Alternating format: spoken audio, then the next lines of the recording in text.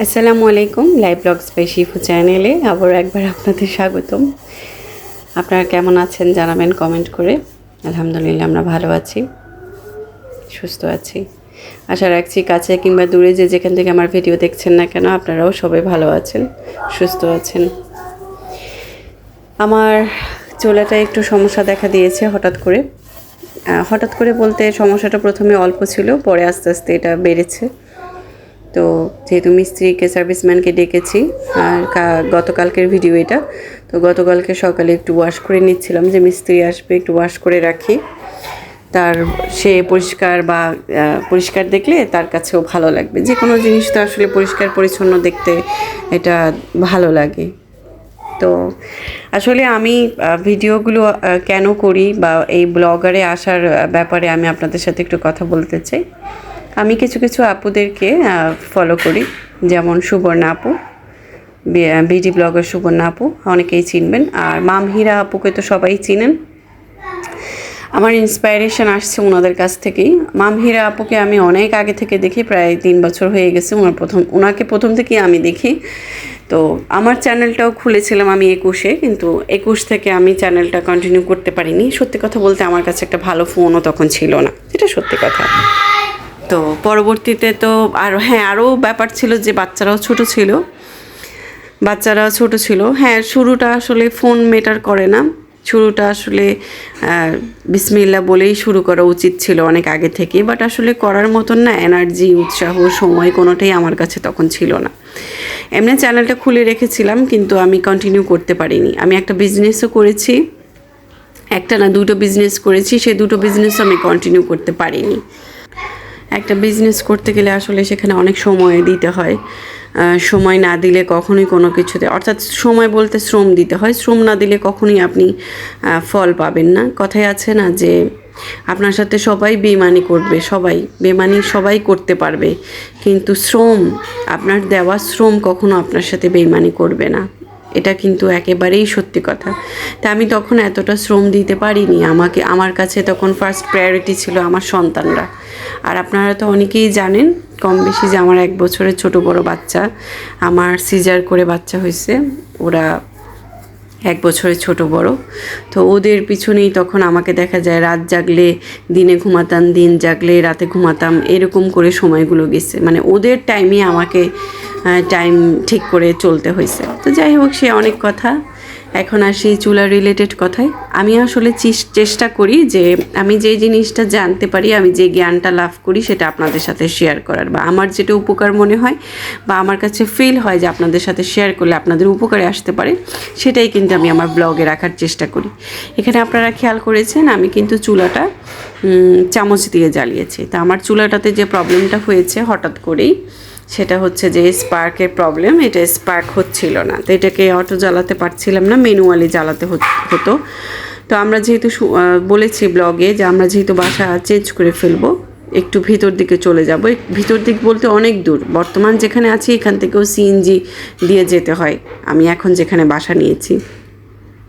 তো সেখানে চলেই যেহেতু যাব, তো আমি চিন্তা করলাম যে না, চুলাটা ঠিক করেই নিই। আর এতদিন আসলে কেন ঠিক করিনি সেটাও একটু বলছি। তার আগে দেখেন আমার রাইস কুকারের অবস্থা। আমার রাইস কুকার কিন্তু পারফেক্ট আছে, 1 বছর হয়ে গেছে। আল্লাহর রহমতে কয়েলে কোনো রকমের দাগ কিছু হয়নি। তার একটাই কারণ, আমি যখন পাতিলটা বসাই এই রাইস কুকারে, তখন পাতিলের নিচটা মুছে নিই যাতে এই কয়েলটা নষ্ট না হয়। আর এইভাবে যদি আপনি কোনো ইলেকট্রিক পণ্যের যত্ন করেন বা যে কোনো কিছুর যত্ন করে ইউজ করেন, ওটা কিন্তু অনেক দিন লাস্টিং হবে। তো আমার আম্মু আসলে এত যত্ন করে ইউজ করে না, আম্মুরগুলো প্রায় নষ্ট হয়ে যায় দেখলাম। তা আম্মুর কাছ থেকে দেখেই কিন্তু আমি আসলে শিখছি। তো ফেসবুকে অনেকেই বলে যে চুলা গ্লাস ফেটে গেছে, গ্লাস ফুটে অনেক বড় বিপদ থেকে বাঁচলাম, অনেক কিছু। তা আমি কালকে যখন সার্ভিসম্যানকে প্রশ্ন করেছিলাম যে আসলে চুলার গ্লাস কেন ফেটে যায়, আর স্পার্ক যদি নষ্ট হয় কিভাবে বুঝবো যে স্পার্কটা বাতিল হয়ে গেছে। এটাই হচ্ছে স্পার্ক, মানে ম্যাগনেটটা।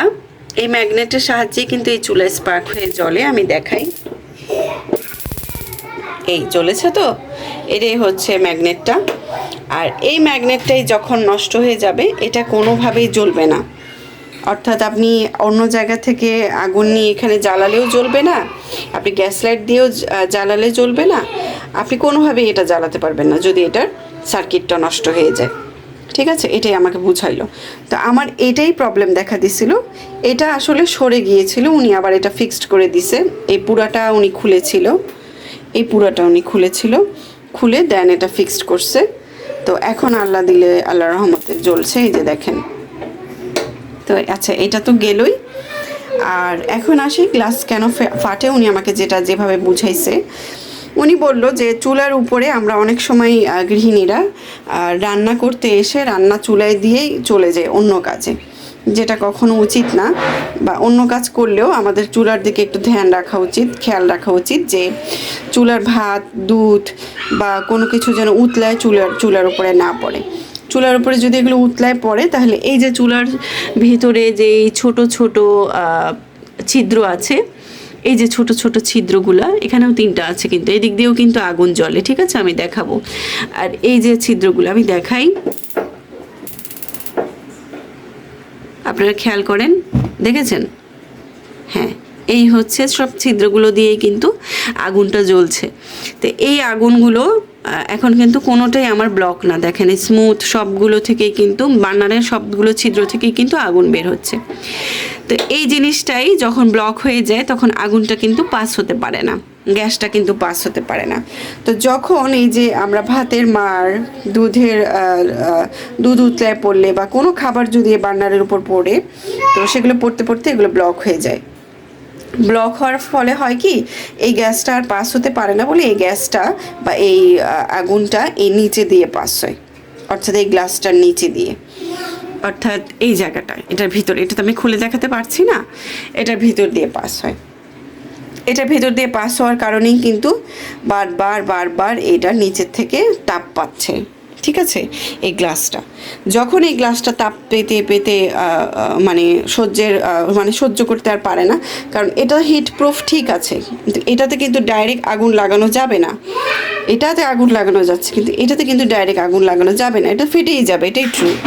উনি আমাকে বললো, মানে সার্ভিসম্যান আমাকে বললো যে এটা একটু খেয়াল রাখবেন, এগুলো যেন ব্লক না হয়, খাবার যেন উতলে না পড়ে। এমনকি আপনি ভেজা, মনে করুন আপনার পাতিলের আমরা ধুয়ে দিলাম, আমি দেখাই, পাতিল কিন্তু আমরা ধুলাম, হ্যাঁ, ধোয়ার পরে এখানে কিন্তু পানি থাকবে এই জায়গায়।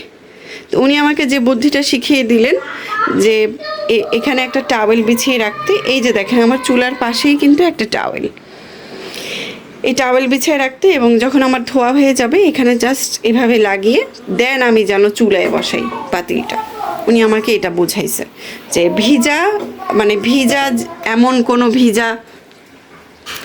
ভিজা পাতিলও আমি যেন চুলার উপরে না দিই, তার কারণ তাহলে এগুলো ব্লক হয়ে এই আগুনটা নিচে দিয়ে জ্বলবে। এটা যে শুধু গ্লাস চুলার ক্ষেত্রে তা কিন্তু না, এটা কিন্তু সব ধরনের চুলার ক্ষেত্রে প্রযোজ্য।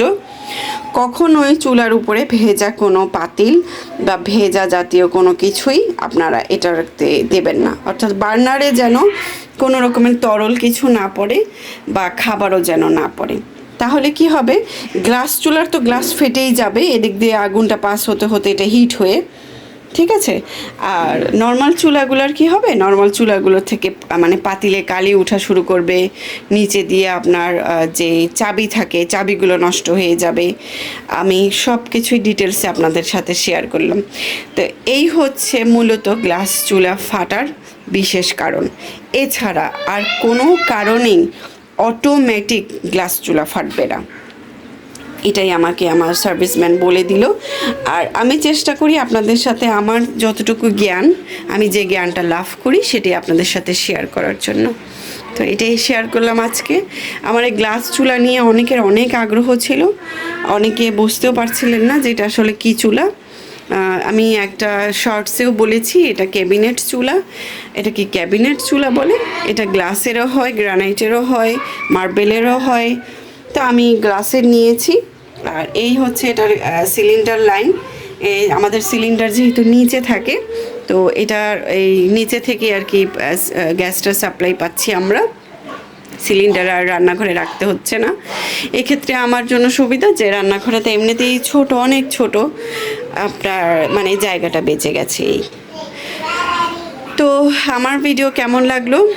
আমার ভিডিওটা ভালো লাগলে বা আপনাদের কাছে মনে মনে যদি হয় যে হ্যাঁ একটু হলেও উপকারে আসলো, প্লিজ আমার চ্যানেলটা একটু সাবস্ক্রাইব করে দিবেন। আমি যতটুকু জানি আপনাদের সাথে শেয়ার করি, আমার দৈনন্দিন লাইফস্টাইলও আমি আপনাদের সাথে শেয়ার করি। আমাকে ভালোবাসবেন, আমার চ্যানেলটি সাবস্ক্রাইব করবেন, ভালো মন্দ কমেন্ট করে জানাবেন। আর পুরো ভিডিওটাতে যদি মনে হয় আপনাদের উপকারে এসেছে, প্লিজ একটা লাইক দেবেন, একটা কমেন্ট করবেন, আর অবশ্যই চ্যানেলটা সাবস্ক্রাইব করবেন। এমন আরও ভিডিও দেখার আমন্ত্রণ নিয়ে আমি আজকে এখানেই শেষ করছি। আল্লাহ হাফিজ, আসসালামু আলাইকুম।